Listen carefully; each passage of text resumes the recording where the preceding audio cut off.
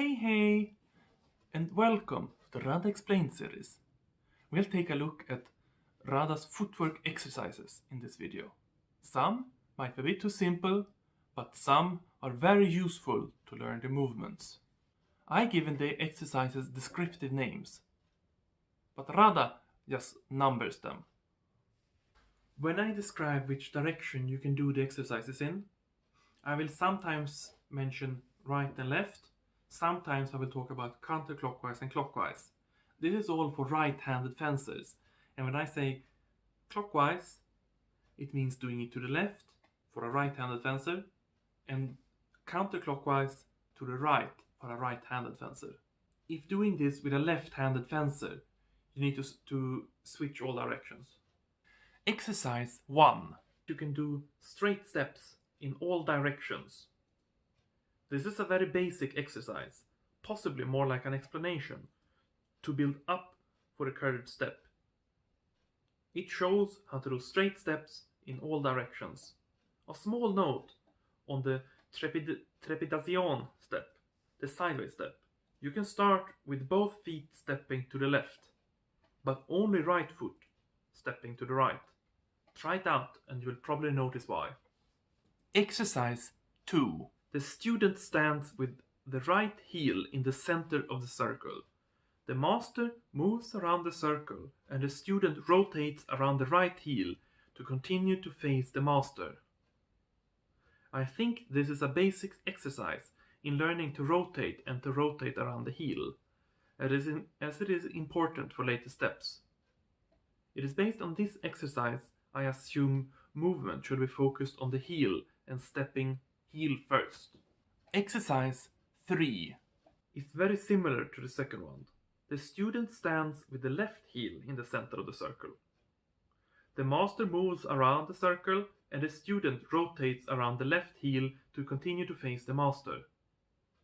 Both second and third exercise is extremely basic, but later movement will utilize rotations around both left and right heel, so it is good to be comfortable with it immediately. Exercise 4 is the first to do the curved step.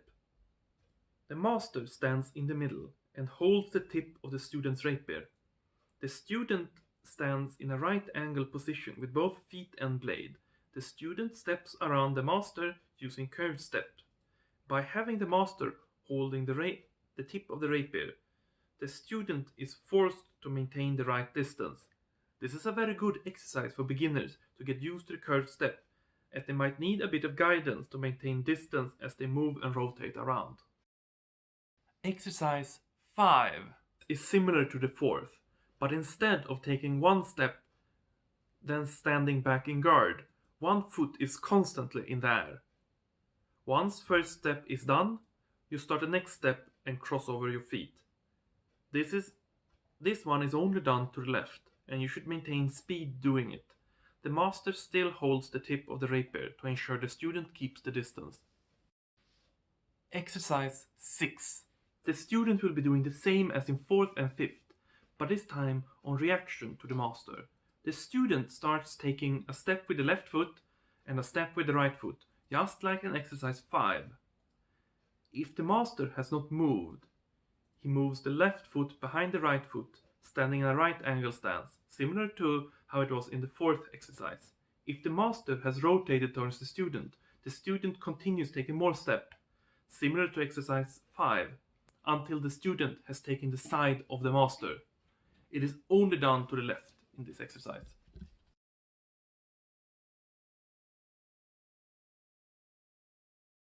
Exercise 7. The master and the student are standing across each other in Medio Proporcional. The master takes a curved step and the student mirrors the step by the master, maintaining Medio Proporcional. The master can step either clockwise or counterclockwise. Exercise 8 is identical to the 7th, except the steps are slightly larger. Rada said that for exercise 7, step should be about 2.5 Castilian feet, while for the exercise 8, the step should be 3.5 Castilian feet. Rada also mentions a variation of the eighth exercise, where the student leads and the master follows. If the master does not take a step 2, the student is now in a good position to attack from. Exercise 9 is about continuous movement and taking the proportional. First, the student should get comfortable with a continuous step in this exercise. The master leads with the steps while the student follows. It is only done clockwise, and the student should never move back into the right angle stance. The second phase of the exercise is the master stepping either clockwise or counterclockwise. To step counterclockwise, the master should do the steps similar to how they were done in exercise 8. No matter the steps of the master, the student reacts by doing the step clockwise, as done earlier in the exercise. If the master steps clockwise, the student will end up in Medio Proporcional, like in the earlier exercises. If the master steps counterclockwise, the step will put the student in Medio Proporcional, and the student will now be much closer to the master. This is the footwork of the atajo, and practice for that. And I will talk about the atajo in a later video. Exercise 10.1 is about the attacking step I showed in the last video, both done clockwise and counterclockwise. The master stands in the middle and the student at Medio Proporcional. Each step moves the student far enough forward to hit the master. Each retreat puts the student back at Medio Proporcional. The steps start with the right foot by both moving clockwise and counterclockwise. It is followed by moving the left foot right next to the right foot without putting it down. Then moved back, placed into the position of Medio Proporcional with the right foot following. The student will now be back in the starting position. Exercise 10.2 is doing it continuously. After retreat with the left foot, the right foot is not placed back to put you back into the right angle starting position, but instead done continuously into the next attacking step. The right foot is retreated back next to the left foot but not placed down. Do notice the angle of the left foot. It is how the left foot is angled when placed next to the right foot after the first attacking step when done clockwise. You'll have to adapt it when doing it counterclockwise. Exercise 10.3 is doing it from proportional. The student starts in Medio Proporcional and takes a step with the left foot, which puts the student in Medio Proporcional. From there, the student executes the attacking step. Rada has the student continue doing 10.2 after the first step, but I personally would recommend to, after each attacking step, reset the exercise and begin it again with the left step to proportional instead, since this is the focus of the exercise. The attacking step will mostly be from proportional, as it will be from atajo when you're taking the opponent's blade. So taking that first left step is more representative of how the attacking step is done in practice. Exercise 10.4. This is of course not Rada's exercise, but rather a logical conclusion of his exercises.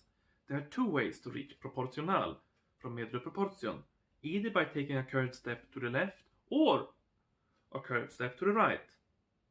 This exercise is thus doing the same as 10.3, but now with a curved step to the right. Do notice that you start with the right foot to the right, then place the left foot before you can do the attacking step.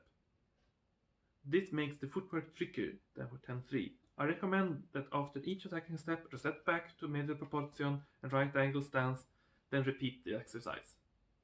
Rada has more drills and more exercises, but these are the footwork exercises he has grouped together. I will link to the book and the first exercise in the description box below.